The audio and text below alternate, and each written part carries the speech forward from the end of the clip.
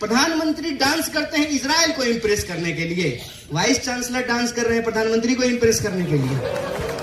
और क्या हो रहा है मुझे बता दीजिए तो जरा। एडमिनिस्ट्रेशन में लेटने का कंपटीशन है सर। ऐसा नहीं कि नॉर्मल झुक करके साष्टांग प्रणाम करना है, जमीन को चाट चाट करके कुआं खोद देना है वहां पर। तो एक जेएनयू की संघर्ष की परंपरा और एक यह सिलसिला है। एक जो है ना नमस्ते सदा वत्सले की परंपरा है कि संघर्ष मत करो, माँ बाप के कृपा से अपनी जाति गिना दो, कुल धर्म के नाम से जो है अपना धर्म गिना दो, दूसरे के कर्म को अपना कर्म बता करके अपना अधिकार सुनिश्चित कर लो। माना कि तुम बहुत मेरिटोरियस हो, हम भी थे, हमको कौन सा जो है फ्री में नंबर दे करके जेएनयू में एडमिशन हो गया कि तुम नहीं हो, हम भी हैं। देश प्रधानमंत्री नहीं होता है, सिर्फ प्रधानमंत्री नहीं होता, हम भी हैं। विश्वविद्यालय सिर्फ वाइस चांसलर नहीं होता है, हम भी हैं। और क्या मांग रहे हैं? पढ़ने के लिए जा रहे हैं। कौन जाता है? पिटते हैं सारे लोग, आप में से सारे लोग पिटे होंगे पढ़ने के लिए। कौन पढ़ना चाहता है? किसको पढ़ने में मजा आता है? खेलने में मजा आता है, सिनेमा देखने में मजा आता है, रील देखने में मजा आता है, रील बनाने में मजा आता है, पढ़ने में किसको मजा आता है? जबरदस्ती का जो है ना, हमको गरीबी का कहानी मत सुना। हम गरीब थे, अब नहीं है। और जेएनयू से मेरा जो कहिए एक ना लव हेट रिलेशनशिप है। मोहब्बत भी इतनी भी है और गुस्सा भी कभी कभी बहुत आता है। जेएनयू एक सिलसिला है। अगर हम समझते हैं कि जेएनयू एक विश्वविद्यालय है तो शायद हम जेएनयू को नहीं समझ पा रहे। देश में एक यूनिवर्सिटी तो ऐसी है जो आज भी लोगों की रीढ़ की हड्डी को सीधा करता है, जो सत्ता के आंख में आंख डाल करके सवाल पूछता है, जो कहता है कि नहीं मानेंगे, तुम जो चूरन बेचोगे ना वो नहीं खरीदेंगे। क्या चूरन बेच रहे हो? सिक्योरिटी का। अच्छा, यहाँ लोग जो है बॉर्डर घुस जा रहे हैं बंदूक लेकर के। कहां घुस आए थे? पहलगाम में, और तुम लाइब्रेरी बचा रहे हो। कमाल बात है। ये जो चूरन बेच रहे हो, इसमें होता कि मॉल में आप सामान खरीदने के लिए जाइए, सामान खरीद लीजिए, कहेगा कि छुट्टा नहीं है, चॉकलेट खा लीजिए। नहीं खाना है मुझे चॉकलेट। यही तो जेएनयू का एटीट्यूड है ना। तुम जो दोगे नहीं लेंगे, और जो हमको लेना होगा वो छीन करके लेंगे। यही तो है। फर्ज कीजिए, कल को अगर कम्युनिस्ट पार्टी की सरकार बन जाती ना, तब जेएनयू उस सरकार के खिलाफ लड़ रहा होता। मैं ये बात साझा से कह सकता हूं। बाहर कोई पूछता है जेएनयू की याद आती है? हम बोले आती है, बिल्कुल आती है। जेएनयू नहीं होता तो हम नहीं होते। अब इसमें अच्छी भी बात भी है और बुरी बात भी है।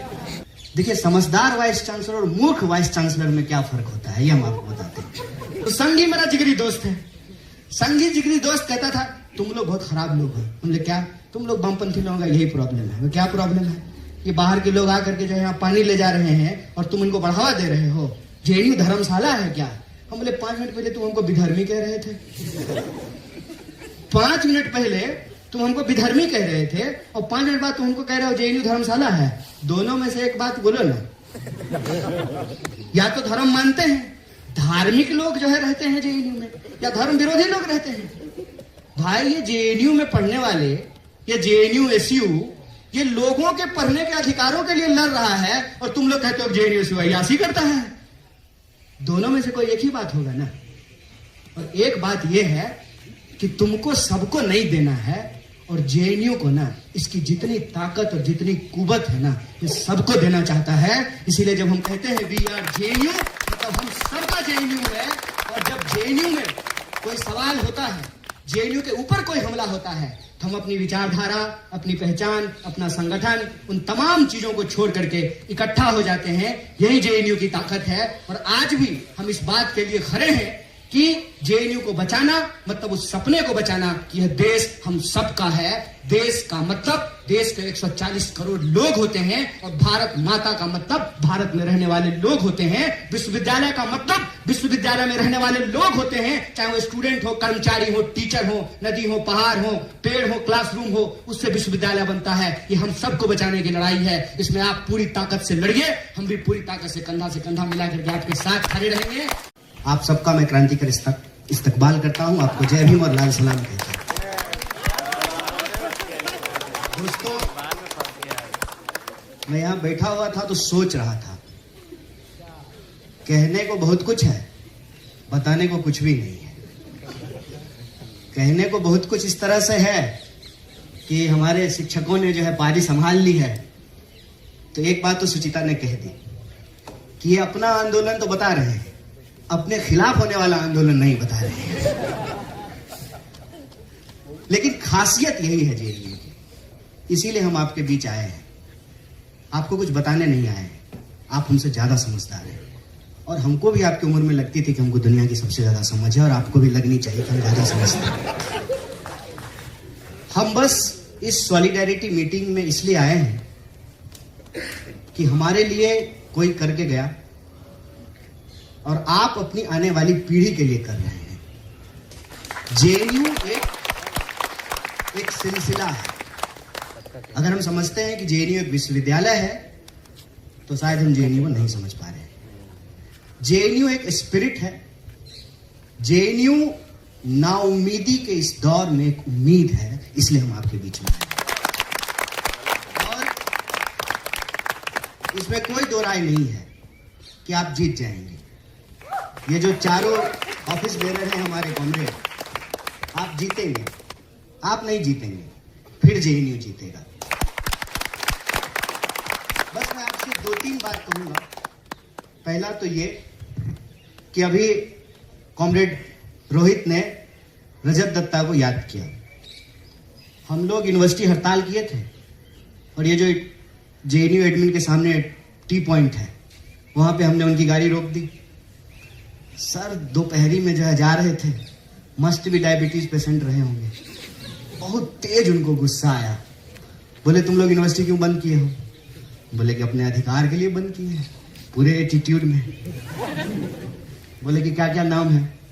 बोले शौक से लिख लीजिए। वो सीधा वाइस चांसलर के पास गए, बाय नेम कंप्लेन कर दिया। सब जो है संगठन से 2-2 लोगों को फाइन हो गया। देखिए, समझदार वाइस चांसलर और मूर्ख वाइस चांसलर में क्या फर्क होता है, ये हम आपको बताते हैं। समझदार वाइस चांसलर जो है वो ये जानता है कि किसी भी स्थिति में भद हमारी पिटनी है, तो इज्जत बचा लेते हैं। उस वक्त के वाइस चांसलर बहुत समझदार थे।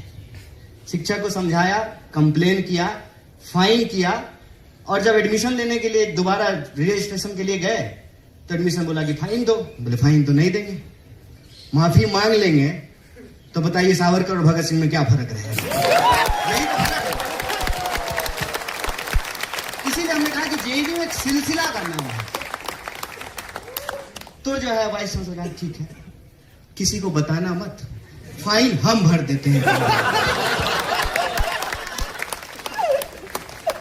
एक तो जो टीचर यहां साथ खड़े हैं, हमारी लड़ाई में हमेशा खड़े रहे, हम इनके खिलाफ भी लड़े हैं। दूसरा कि वही टीचर जिनके खिलाफ हम लड़ते हैं, जो हमको सिखाते हैं, वही सिखाते हैं कि लड़ो, सच के लिए लड़ो, न्याय के लिए लड़ो।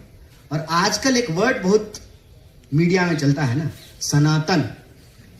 क्या है सनातन? संघर्ष ही सनातन है। जब से यह सृष्टि बनी है, जब तक यह सृष्टि रहेगी, अगर कुछ सनातन है तो संघर्ष है। इसलिए संघर्ष करने से कभी मत घबराइएगा, चाहे उसका परिणाम कुछ भी हो। और जब हम जेल गए तो सबसे ज्यादा मुखर वॉइस के तौर पे अगर कोई लड़ रहा था तो रजत दत्ता लड़ रहे थे। यहां से हम उनको याद कर रहे हैं। इसीलिए हमने कहा कि जेएनयू एक सिलसिला है, और उस सिलसिले में हमको 2-3 बात समझनी है। ये कोई नई बात नहीं है। हम लोग यहाँ कुछ हजार लोग बातचीत कर रहे हैं और ब्रह्मपुत्रा के सामने लाल बेंच पे बैठ करके 3-4 लोग कह रहेगा ये वामपंथियन सब जो है ना, इनको कोई काम नहीं है। भाई अब तो मैं कांग्रेस में हूं। तो ये ना हमेशा होता है, कुछ लोग लड़ते हैं, कुछ लोग उस लड़ाई का फल खाते हैं, और कुछ लोग फल खाने के बाद भी उसका मजाक उड़ाते रहते हैं। इसकी परवाह मत कीजिए, लड़ते रहिए। और कोई बाहर मुझे पूछता है, मेरी अंग्रेजी बहुत अच्छी है, बहुत शानदार है, इतनी अच्छी है कि मैं आज तक उसको बोलने का हिम्मत नहीं जुटा पाया। और जेएनयू से मेरा जो कहिए एक ना लव हेट रिलेशनशिप है, मोहब्बत भी इतनी भी है और गुस्सा भी कभी कभी बहुत आता है। हम बताते हैं 18 में पीएचडी करके हम पहली बार किसी पब्लिक इवेंट में आए, 8 साल के बाद पहली बार आए। और वो इसलिए आए हैं कि हमको लगा ये जेडी में आज तक हुआ ही नहीं। सरकार हमारे खिलाफ होती है, एडमिनिस्ट्रेशन का एक हिस्सा हमेशा स्टूडेंट मूवमेंट के साथ होता है, क्योंकि जेएनयू का एडमिनिस्ट्रेशन कोई बाहर से आकर के नहीं बनता है, जेएनयू के ही टीचर और जेएनयू के ही कर्मचारियों से बनता है। तो जब हम जेएनयू बोलते हैं तो ये सिर्फ विद्यार्थियों का नहीं, विद्यार्थियों का, कर्मचारियों का, शिक्षकों का, पेड़ों का, पौधों का, पहाड़ों का, लाइब्रेरी का, क्लासरूमों का जेएनयू है। और ये जो मानसिकता है ना, आज जो हमारे ऊपर थोपी जा रही है कि देश अलग है, देशवासी अलग है, एडमिनिस्ट्रेशन अलग है, स्टूडेंट अलग है, ये जो मानसिकता है इसी को कहते हैं गुलाम मानसिकता। और हमको नागरिक से लगातार गुलाम बनाने की कोशिश की जा रही है। जब हम ऊपर से जाते रहते हैं कभी कभी, तो जेएनयू में आज भी सबसे ऊंची कोई चीज दिखती है तो वो लाइब्रेरी दिखती है, और मन में एक सुकून रहता है कि चलिए आज भी जेएनयू का एडमिनिस्ट्रेटिव बिल्डिंग लाइब्रेरी से छोटा है। जिस दिन एडमिनिस्ट्रेटिव बिल्डिंग लाइब्रेरी से बड़ा हो जाएगा, उस दिन जेएनयू नहीं रहेगा, इस बात को याद रखिएगा। और इसीलिए ये जो लाइब्रेरी का सवाल है, और उस सवाल को लेकर के जो जेएनयू एसयू का रेस्ट्रिक्शन है, इसका एक लार्जर पॉलिटिकल और फिलोसॉफिकल कॉन्टेक्स्ट है। फिलोसॉफिकल कॉन्टेक्स्ट ये है कि आप पढ़ने से रोकना चाहते हैं। मैं जब आया जेएनयू तो सतलज में था, तो मुनिरका में कौन रहता है सर? अगर आपको पैसा हो जाए, ईमानदारी से बोलिए, अगर आपको पैसा हो, सर अजय सर आप बसंत यार रहते हैं ना, कौन रहता है मुनिरका में? मुनिरका में वो रहता है जो वसंत कुंज का किराया नहीं दे सकता है। ये इसमें क्या झूठ है? जबरदस्ती का हम कोई नॉस्टैल्जिया नहीं ओढ़ना चाहते हैं। जबरदस्ती का जो है ना, हमको गरीबी का कहानी मत सुनाओ। हम गरीब थे, अब नहीं है। तो ना जबरदस्ती का गरीबी ओढ़ने का बात नहीं है, सच्चाई की बात है। तो क्या देश सिर्फ एक तरह के लोगों का होगा कि सब लोगों का होगा? क्या यूनिवर्सिटी सिर्फ एक तरह के लोगों की होगी या सब तरह के लोगों की होगी? यही सवाल है। और देश मतलब क्या? हिमालय, समंदर, नदियां, या देश में रहने वाले लोग? ठीक उसी तरह से विश्वविद्यालय का मतलब क्या? सिर्फ वाइस चांसलर, एडमिनिस्ट्रेटिव बिल्डिंग, सड़कें, या जेएनयू में रहने वाले लोग, जेएनयू में रहने वाली वो तमाम चीजें? बाहर कोई पूछता है जेएनयू की याद आती है? हम बोले आती है, बिल्कुल आती है। जेएनयू नहीं होता तो हम नहीं होते। अब इसमें अच्छी भी बात भी है और बुरी बात भी है, इसीलिए हमने कहा कि लव हेट रिलेशनशिप है। तो बताया क्या खास है जेएनयू का? और ये मैं मेटाफोरिकल नहीं बोल रहा हूं, इसको मेटाफोरिकली मत समझिएगा। हमने कहा कि जेएनयू का मतलब यह है कि हमने अपनी आंखों से गिलहरी, कबूतर, बिल्ली और कुत्ता एक साथ खाना खाते हुए देखा है। ये मैं मेटाफोरिकली नहीं बोल रहा। बिहार का एक सुदूर देहात का आदमी हिंदी भी जोड़ जोड़ करके बोलता है, हिंदी बोलते बोलते भोजपुरी बोलने लगता है। वो अंग्रेजी की पीएचडी स्कॉलर केरला की लड़की से शादी किया है। बताइए जेएनयू में ही संभव है? नहीं है।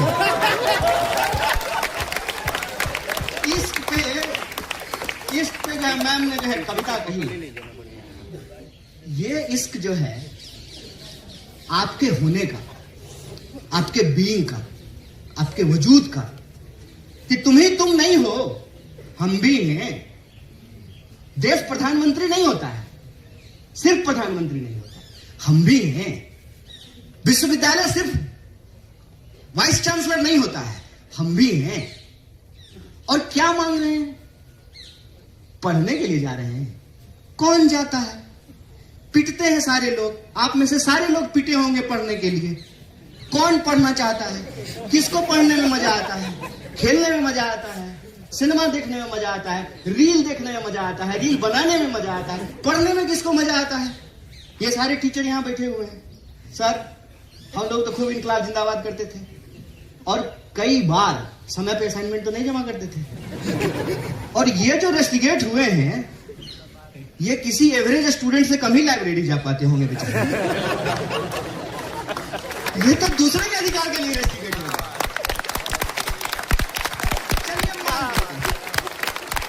चलिए मान लेते हैं जगह कम है।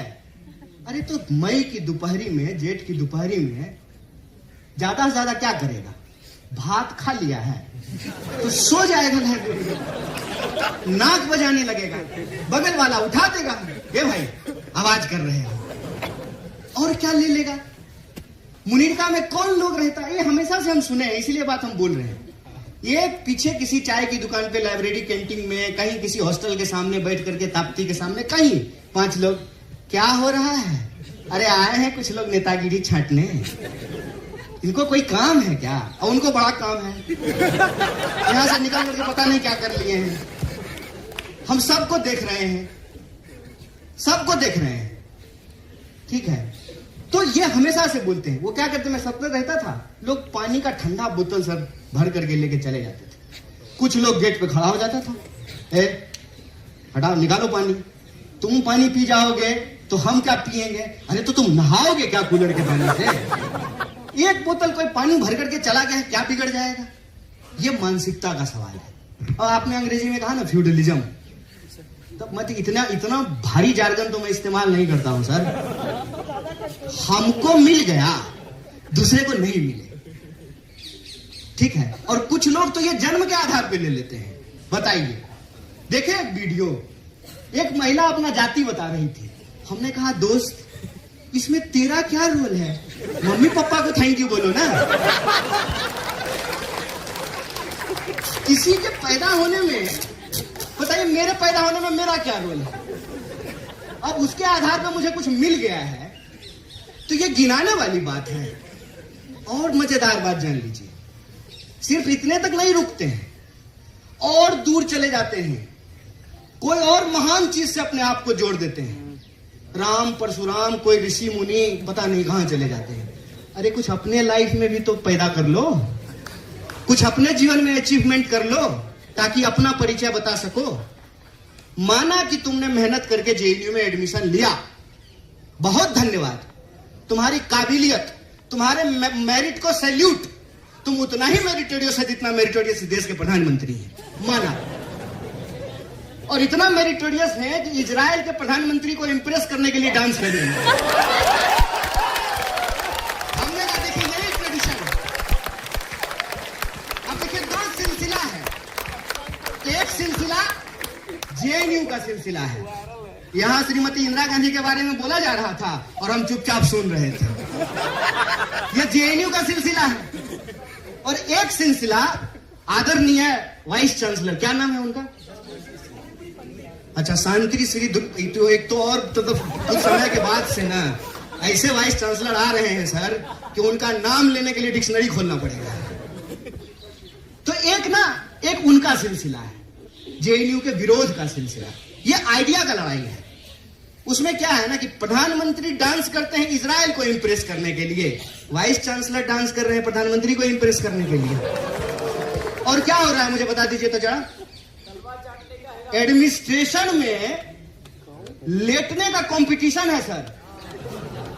ऐसा नहीं कि नॉर्मल झुक करके साष्टांग प्रणाम करना है, जमीन को चाट चाट करके कुआं खोद देना है वहां पर। तो एक जेएनयू की संघर्ष की परंपरा और एक यह सिलसिला है। एक जो है ना नमस्ते सदा वत्सले की परंपरा है, कि संघर्ष मत करो, मां बाप के कृपा से अपनी जाति गिना दो, कुल धर्म के नाम से जो है अपना धर्म गिना दो, दूसरे के कर्म को अपना कर्म बता करके अपना अधिकार सुनिश्चित कर लो। माना कि तुम बहुत मेरिटोरियस हो, हम भी थे, हमको कौन सा जो है फ्री में नंबर दे करके जेएनयू में एडमिशन हो गया था। सर आप इंटरव्यू में थोड़ा भी मदद किए थे हमको। इंटरव्यू दे दिए तो कहते हैं पटनायक सर पहले क्यों नहीं बताया जी। बोले पहले बताते तो क्या होता। नहीं नहीं वैसे ही पूछ रहे हैं, वैसे इंटरव्यू तुम्हारा बहुत अच्छा गया है। बोले बहुत अच्छा टीचर है, इंटरव्यू के बाद कह रहे हैं। आप सभी तो मेरिटोरियस है ना, ये चारों जो जीत के आए हैं ये मेरिटोरियस नहीं है। ये भी तो आए हैं एडमिनिस्ट्रेशन का एग्जाम दे करके, ये भी तो एंट्रेंस निकाल करके आए हैं, ये भी तो पढ़ते हैं। इनको कौन से अनुकंपा पे एडमिशन हो गया है। तो हम प्रवेश कर गए हैं, ट्रेन में हमको जगह मिल गई है, दूसरे को नहीं बैठने देना है। ये वही मानसिकता है। किसी तरह से मेरिट नहीं भी हो, जात दिखा के धर्म दिखा करके पांव पकड़ करके सत्ता के सामने नतमस्तक हो करके कोई जगह पा लिए हैं, दूसरे को नहीं घुसने देना है। ये वही मानसिकता है। ये वही मानसिकता है जिसमें द्रोणाचार्य ने ये तय कर दिया कि अर्जुन को तो सिखाएंगे, एकलव्य को नहीं बताएंगे। ये वही मानसिकता है। और यही वो मानसिकता आपको रोज देखने को मिलेगी कि हम सतलज में आ गए हैं ना, हम मुनीरका में रहने वाले किसी गरीब आदमी को अपने वाटर कूलर से पानी नहीं पीने देंगे। हम जेएनयू में आ गए हैं, हम किसी और को लाइब्रेरी में नहीं पढ़ने देंगे। याद रखिएगा कि आप जेएनयू में ऐसे नहीं आ गए हैं, हम जेएनयू में ऐसे नहीं आ गए। ऐसे ही नहीं जो है हम जेएनयू में एक दिन प्रेसिडेंट हो गए, और ऐसे ही नहीं जो है हमको सरकार पकड़ करके जेल में डाल दी। हमारे पीछे लोग लड़े थे, इसलिए कन्हैया कुमार बन करके यहां खड़े हैं। ये जेएनयू ऐसे नहीं बन गया है, कोई इसको बनाया है, कोई इसके लिए लड़ा है। तो मैं जेएनयू के स्टूडेंट से सिर्फ इतना बात कहता हूं, रे भाई नमक हराम मत हो, तुम्हारे लिए कोई लड़ा था, तुम भी आने वाले लोगों के लिए लड़ो। और आज ना ये शुरुआत है, ये वाटर टेस्टिंग है, इस बात को याद रखना। हमेशा भाग जाना आसान होता है। जब क्रैकडाउन हुआ था, मैं ज्यादा नॉस्टैल्जिक दुनिया में नहीं जाना चाहता हूं, क्या कहानी गिनाता रहूंगा।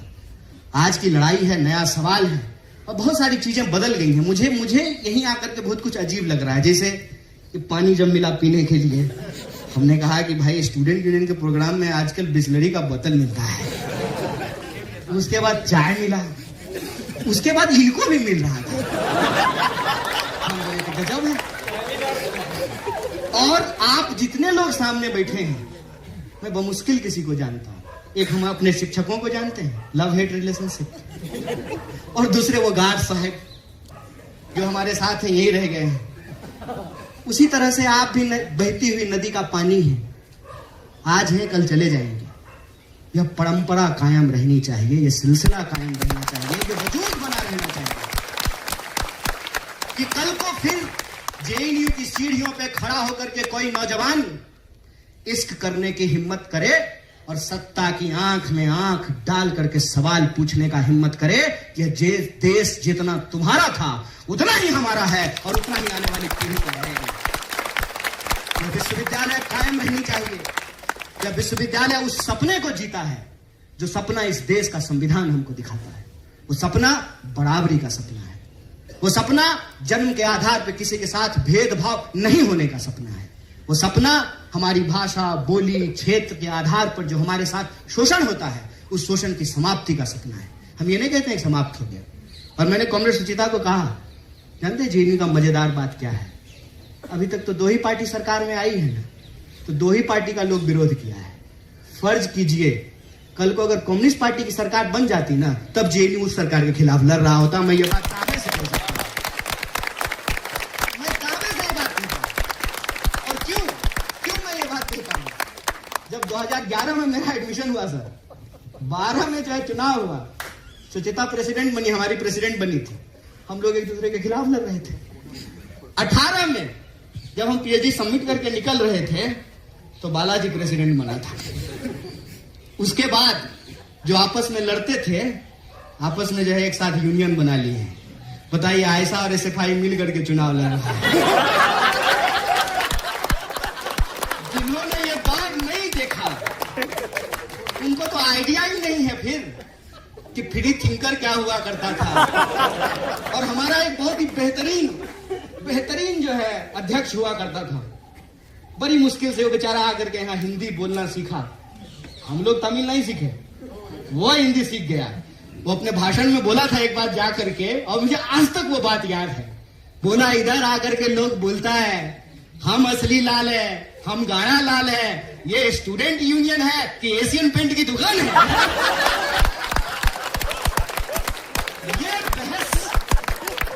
ये बहस हमेशा इस विश्वविद्यालय में रहेगा। और इसीलिए नेहरू की जो प्रतिमा लगी हुई है, उस प्रतिमा के बाहर एक बात लिखी हुई है, क्रिटिकलिटी को प्रोटेक्ट करना, क्रिटिकल अंडरस्टैंडिंग को आगे बढ़ाना ही विश्वविद्यालय का काम है।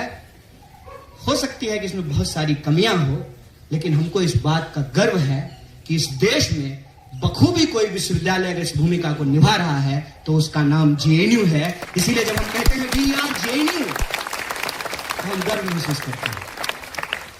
होगी नाराजगी, होगा गुस्सा, लेकिन जब कहते हैं वी आर जेएनयू, तो उस रिश्ते से, उस सिलसिले से, उस ट्रेडिशन से जो है एक नाता बन जाता है। और जब उस पे कोई आंच आती है ना, तो सारी बाधाओं को छोड़ करके मन करता है कि भाग करके वहां जाएं और हवा में लहराती हुई मुट्ठियों को तान करके कहें कि जेएनयू खरा था, खरा है और खरा रहेगा। ये इसलिए खरा रहेगा कि कल को फिर से काला हांडी से खाया हुआ कोई नौजवान, जिसको ना हिंदी आती है ना अंग्रेजी आती है, उसको उड़िया बोलते हुए अफसोस नहीं हो। एक बिहार के किसी देहात से आया हुआ नौजवान, नॉर्थ ईस्ट से आया हुआ नौजवान, कश्मीर से आया हुआ कोई नौजवान, केरल से आया हुआ कोई, अब वो तो हम हैं ही सर, तो ना नहीं young sir, age is number, young is feeling. तो हम ये कह रहे हैं कि वो सिलसिला कायम रहना चाहिए। और ये जो पूरा का पूरा मसला है लाइब्रेरी का, इसको यूं समझ लीजिए कि ये ना वाटर टेस्टिंग है। इसको ये मत समझिए कि फेस रिकॉग्निशन, ये सब डिवाइड करने का कोशिश है। सर्विलांस, सिक्योरिटी, अरे कौन सा वहां परमाणु बम रखा हुआ कि कोई चुरा करके चला जाएगा, फॉर्मूला रखा हुआ है। वो तिरंगा सिनेमा में एक नहीं था कि हमने जो है सर्किट निकाल लिया है, फ्यूज कंडक्टर, कौन सा फ्यूज कंडक्टर वहां रखा हुआ है? कौन किताब चुराता है? किताब ही तो सारी किसी चीजें कोई चुराता नहीं है, आप कहीं छोड़ करके चले जाइए। तो लाइब्रेरी रोक रहा है, ये अभी लाइब्रेरी रोक रहे हैं। असल बात मैं बार बार जो कहता हूं, देखिए हम लोग एक बड़े नाटक का छोटा सा पात्र है, बहुत छोटा सा। Privatisation of profit, socialisation of loss, monopoly of power. और ये जो एप्स्टीन में निकल करके सामने आ रहा है ना, ये इसकी हकीकत कि दुनिया भर के चोर जो हैं ये एक इकट्ठा है और चारागाह बना लेना चाहते हैं दुनिया को। और विश्वविद्यालय उनके आंखों में खटकता है, क्योंकि विश्वविद्यालय आपको सवाल पूछने के लिए सिखाता है, विश्वविद्यालय आपको क्वेश्चन करने के लिए सिखाता है। और जैसा प्रोफेसर पटनायक ने कहा कि टीचर की ताकत स्टूडेंट है, स्टूडेंट की ताकत विश्वविद्यालय का ताकत समाज है। इसीलिए आप बार बार देखेंगे कि विश्वविद्यालय को समाज से काटने की कोशिश की जाती है। यह एक डेलिबरेट अटेम्प्ट था कि जेएनयू को बदनाम किया जाए। और यह बात मैं बार बार कहता हूं कि किसी विधवा की जमीन कब्जा करना हो ना, तो उसको चरित्रहीन और डायन बताना जरूरी है। समाज में उसको लेकर के डर हो कि अपना पति खा गई, अब तुम्हारा पति खा जाएगी। और जब ये डर समाज में कायम हो तो समाज और विश्वविद्यालय अलग हो जाते हैं। फिर जब विश्वविद्यालय पर हमले होते हैं सरकार के द्वारा, तो विश्वविद्यालय के साथ कोई खड़ा नहीं होता है।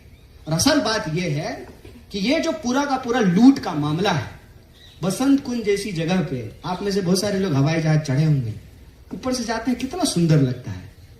खाली कंक्रीट ही कंक्रीट है। दो ही जगह ग्रीनरी नजर आती है, एक जगह जहां आदरणीय राष्ट्रपति रहती है, दूसरी जगह आदरणीय वाइस चांसलर रहते हैं। क्यों नहीं खटकेगी? सर आप लोग तो घर लिए होंगे ना, बाहर में बुक तो कराए होंगे ना, आप बाहर ही रहते हैं ना, तो सर 3-4 करोड़ में तो फ्लैट मिलता होगा बसंत कुंज में। 4.5 करोड़ में खरीद लिया क्या भाई? 4.5 करोड़ में फ्लैट मिलता है सर।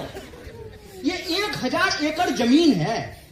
आपको क्या लगता है उनको लाइब्रेरी में घुसने से प्रॉब्लम है? ना ना, आप कालाहांडी से चल करके, नागालैंड से चल करके, कश्मीर से चल करके, बिहार से चल करके, आप जो तमिलनाडु से चल करके यहां आकर के पढ़ते हैं और यहां पर रह रहे हैं। वाह, कमाल बात है। सड़क के इस तरफ जो है इतना सस्ता जो है, आप जो है खुले आसमान के नीचे जो है ना ओपन बार का मजा ले रहे हैं, और सामने जो है एक एक गिलास का जो 500-500 रुपया देना पड़ रहा है। सामने मॉल है ना, कैसे बर्दाश्त करेगा लोग? कैसे बर्दाश्त करेगा लोग? इसको आप छोटी लड़ाई मत समझिए, ये आपके पढ़ने के अधिकार पर हमला है। सरकार नहीं चाहती है कि आप पढ़ें, सरकार नहीं चाहती है कि आप सवाल पूछें। और देखिए, हम तो एक पार्टी में हैं जो पार्टी सरकार चलाती है, कहीं कहीं। मैं आपको एक रूलिंग क्लास मेंटालिटी के बारे में बताना चाहता हूं। पीपल आर बर्डन, लोग बोझ हैं, लोग बोझ हैं, और खास करके गरीब लोग बोझ हैं। और गरीब लोगों को ला करके जेएनयू पढ़ाती है। आप दीजिए ना 50 लाख रुपया महीना, 50 लाख साल, आपको पता चलेगा। हम आए थे सर मगध यूनिवर्सिटी से, आए यहां पे जो है इंटरव्यू देने के लिए। ये बाबा गंगनाथ मार्ग सर हम 3 बार घूम गए, हमको जेएनयू का गेट ही नहीं मिला। हमको लगा कि देश की इतनी बड़ी यूनिवर्सिटी है, कोई शानदार गेट होगा, हम बार बार सामने से गुजर जाएं, हमको जेएनयू मिल गई नहीं। तो हमने एक भाई से पूछे कि भाई जेएनयू कहाँ है? तो बोला कौन सा? बोले कौन सा? एक ही जेएनयू है। बोला नहीं, 2 है। बोले 2 है, हमको तो एक ही पता है। बोला एक ओल्ड है एक न्यू है। अब हम कंफ्यूज हो गए, नए में जाएंगे पुराने में? हमने कहा नए में चलते हैं। तब न्यू इंडिया नहीं आया था सर। तब अगर न्यू इंडिया होता तो क्लैरिटी होती, पहले ही बोल देते न्यू में। तो बोले न्यू में, तो वापस इसी गेट पे बोले हम यहां से हम 3 बार गुजर गए। वहां गए हम डरते डरते, अभी हमारे गार्ड साहब हमको इतना प्यार से बतियाए हैं, ठीक है ना। गार्ड के पास हम डरते डरते गए। गरीब आदमी ना पहले से डरा रहता है कि कोई डांट ना दे, कोई ह्यूमिलिएट ना कर दे, कोई भगा ना दे, कोई मुंह पे दरवाजा ना बंद कर दे। ये होता है, कॉन्फिडेंस नाम का कोई चीज होता है। एक आध साल यहां रहने के बाद समझ में आया था। तो डरते डरते गार्ड के पास गए कि डांट ना दे। हम बोले कि जेएनयू यही है? बोला जी यही है। बोले इतना आदर से बात कर रहा है, ये तो मनुष्य समझ रहा है। बोला आपको कहां जाना? ये हमको आपको कह रहा है। हम बोले सर। बोला सर मत कहिए। बोले नहीं आप सर हैं, हमको सबको सर कहने की आदत है। बोला कि यही जेएनयू है, कहां जाना है? हम बोले इंटरव्यू है हमारा। हम इंटरव्यू देने ऐसे आए थे जैसे एमआर का नौकरी करने के लिए आए हैं। बढ़िया टक करके पेंट में सर शर्ट पहन करके आए थे, हवाई शर्ट पहन करके। तो ना एक आदमी को रोका, वो सीनियर रहे होंगे। बोला कि इनको जरा छोड़ दीजिएगा एड ब्लॉक। हम पीछे बैठ गए। हम उसको बोले कि किराया भी लीजिएगा क्या? बोला नहीं भाई किराया नहीं लेंगे, हम भी यही पढ़ते हैं। हो गया एडमिशन। पहला दिन क्लास में गए, प्रोफेसर मालाकार थे, आए क्लास में, वो आए, हम खड़े हो गए, बाकी सब बैठा हुआ था। बोले खड़े क्यों हो गए? हम बोले सर आप आए हैं क्लास में इसलिए खड़े हो गए। तो बोले कि इसमें हमने ऐसा क्या कर लिया कि तुम खड़े हो रहे हो हमको देख के? हमने कहा सर आप टीचर हैं। तो बोला कल तुम भी हो जाओगे।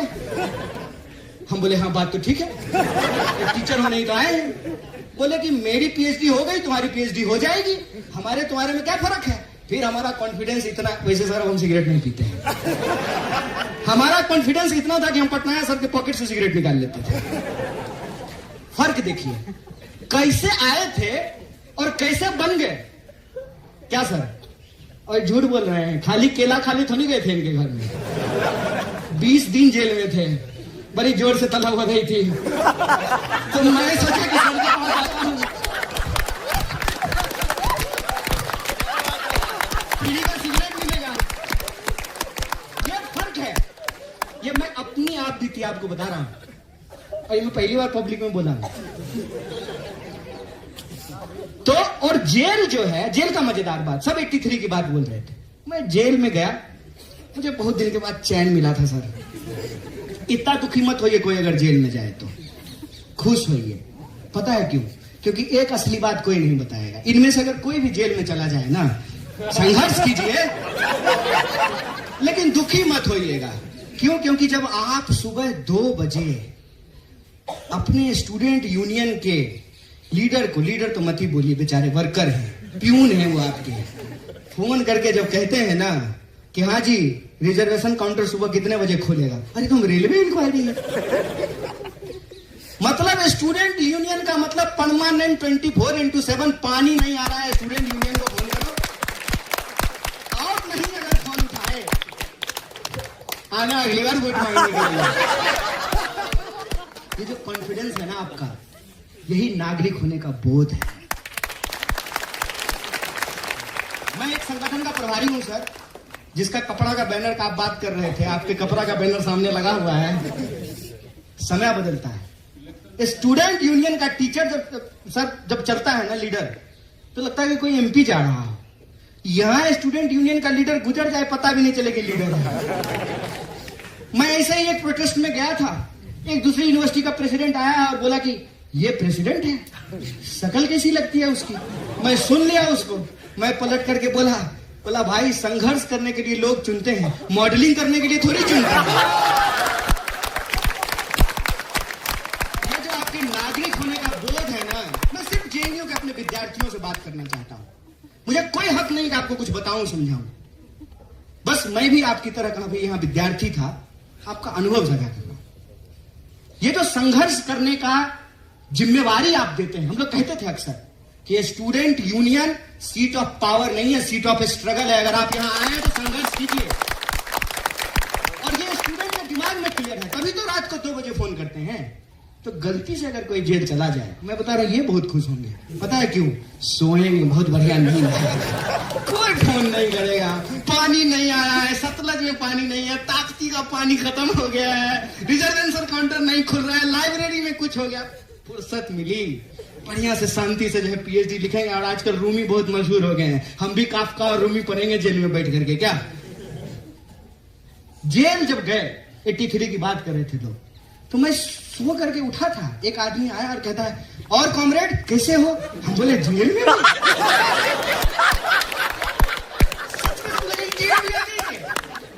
वो आदमी आया, बोला कि अरे घबराओ नहीं। बोले नहीं घबरा तो नहीं रहे, घबराना होता तो जेल में थोड़ी होते, घबराना होता तब थोड़ी जेल में होते, घबरा गए तब कहां, घबरा गए तो सरकार में होते, जेल में थोड़ी होते। तो जो है वो आया, बोला कि अरे हम भी आए थे यहाँ पे, तुम्हारे जो है ना टीचर मलाकार और पटनायक, उन लोगों के साथ हम भी आए थे। बोले आप क्या करने आए थे? अरे सैनिटाइज हुआ था, लोगों को जेल भेज दिया गया था, हम भी आए थे जेल में। तो हम बोले अभी क्या है? बोले अभी हम जेल कमिश्नर हैं, पूरा जेल हमारे ही अंदर है। मैं ऐसे ही नहीं बोल रहा हूं कि जिनको लगता है कि जेएनयू यूनिवर्सिटी है वो जेएनयू को नहीं जानते हैं। जेएनयू का इतिहास, मुंह जवानी जेएनयू के एक एक ईंटों पर दर्ज है, एक एक क्लासरूम के बेंचों पर दर्ज है। और जो लोग यहां आए उनका सौभाग्य, वो उनकी जिंदगी के सबसे बेहतरीन दिनों में से एक है। इसीलिए प्यार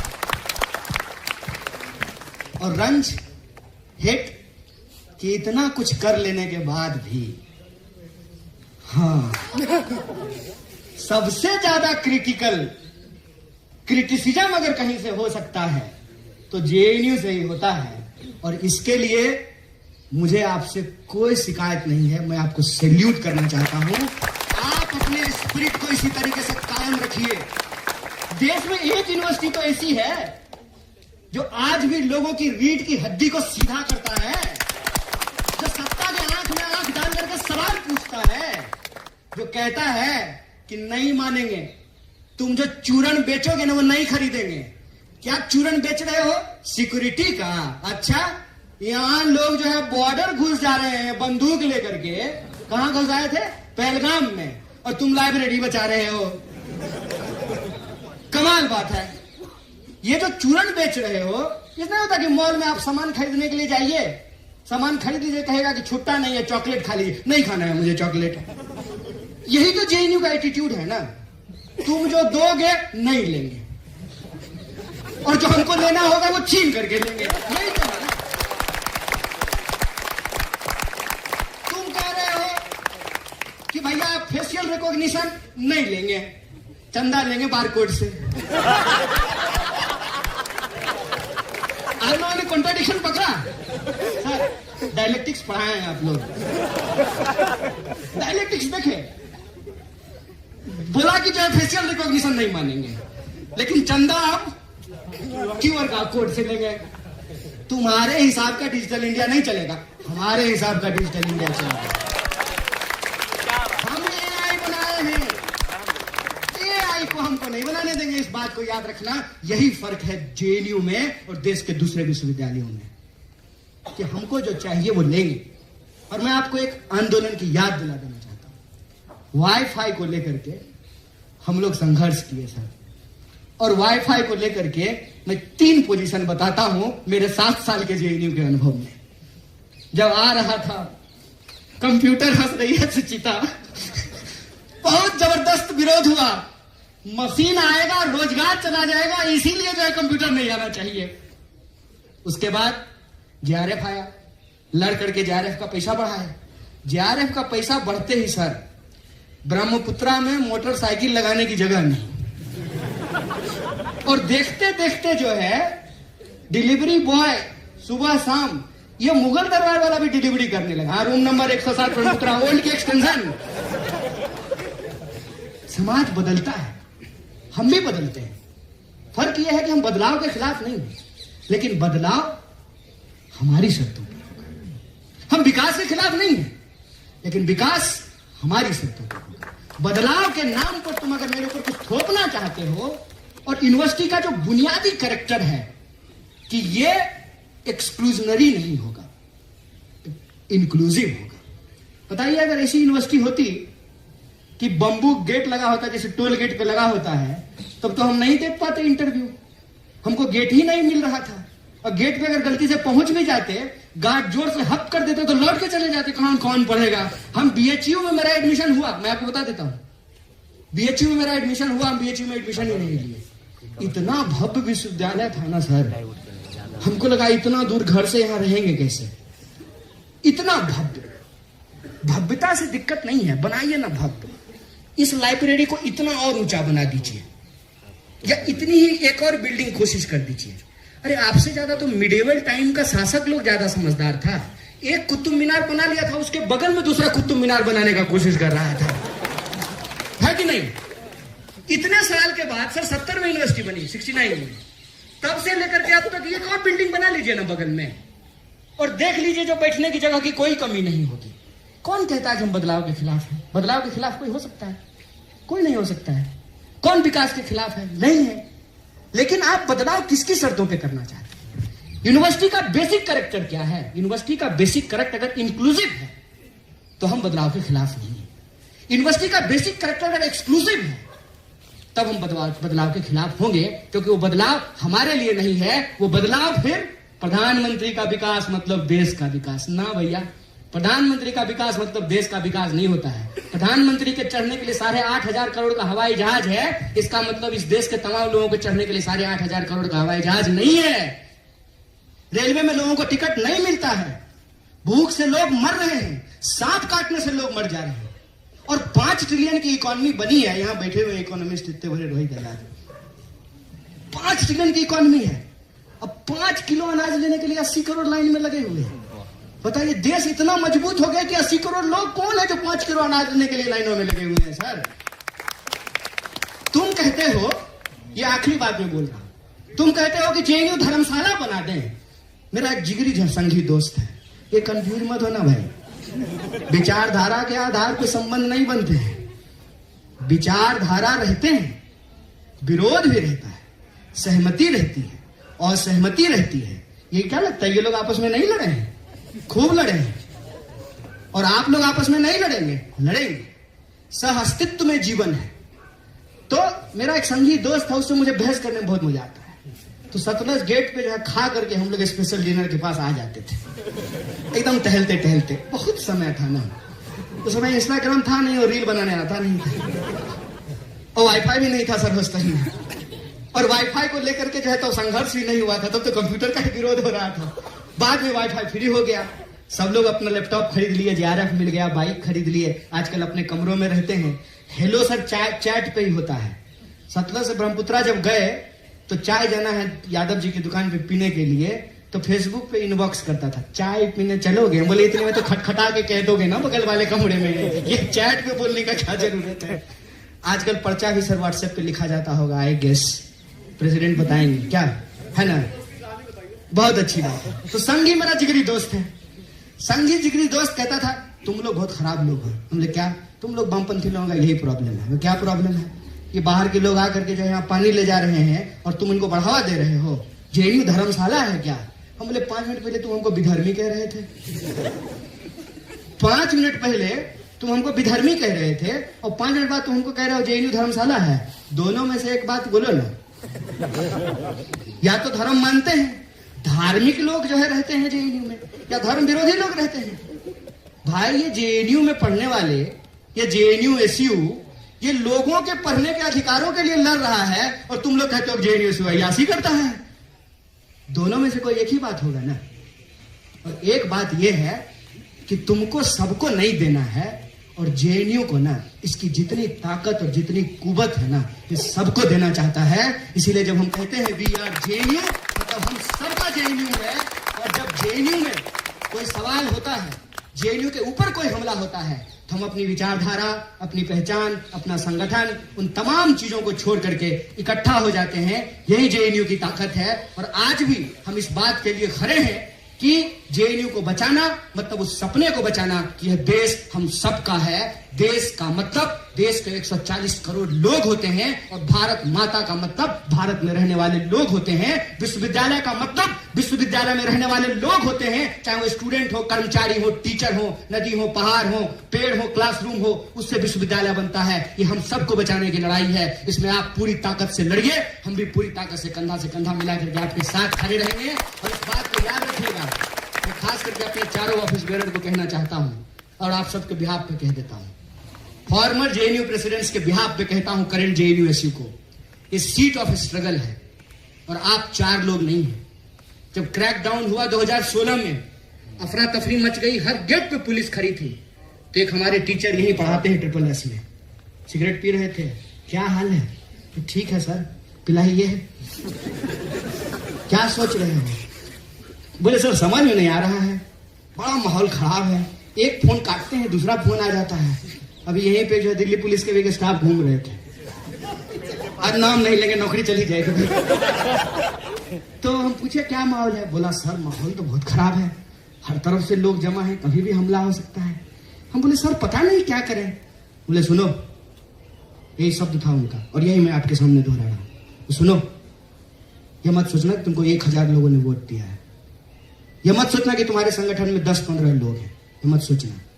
यह सोचना कि तुम JNU SU के प्रेसिडेंट हो। और जब हम JNU SU कहते हैं ना, तो ये 2016 में नहीं है, यह आजादी के पहले शुरू होता है और ये तुम्हारे मरने के बाद भी कायम रहेगा। तुम उस परंपरा के वहां के, इस बात को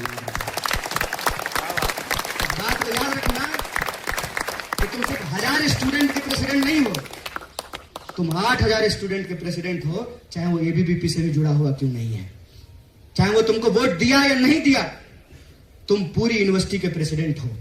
और तुम अगर भागे तो पूरा का पूरा यूनिवर्सिटी डिमोरलाइज होगा। तुम्हारे कंधे के ऊपर अब ये जिम्मेवारी है कि उस विरासत को, उस परंपरा को, उस सिलसिला को कायम रखो जिसको हम JNU SU कहते हैं। तो आप 4 लोग नहीं हैं, आप JNU SU हैं। और इस वाइस चांसलर को यह कहना चाहते हैं कि आप यहां से पढ़ी हैं। अफसोस की बात है, अगर जगदेश कुमार था तो कहते हैं ना कि गालिब दिल को बहलाने के ख्याल अच्छा था, कहते थे बाहर का आदमी है। आप तो यहां से पढ़ी है मैडम, आपको मालूम नहीं है कि JNU SU क्या है? ये आपको क्या लगता है एक संगठन के लोग हैं? और ये बात क्या सिर्फ SSS की सीढ़ियों तक रहने वाली है? आज यहां से हम आपको ऐलान करते हैं कि अगर आप JNU SU को बहाल नहीं करेंगे, पूरे के पूरे JNU SU की विरासत के बिहाफ पे ये बात कहते हैं। जो यूनिवर्सिटी आज यहां पढ़ रहे बच्चों के साथ बनता है और जो लोग पढ़ के जा चुके हैं, उनके बिहाफ पे कहते हैं आपको मुंह की खानी पड़ेगी, आपको JNU SU को बहाल करना पड़ेगा।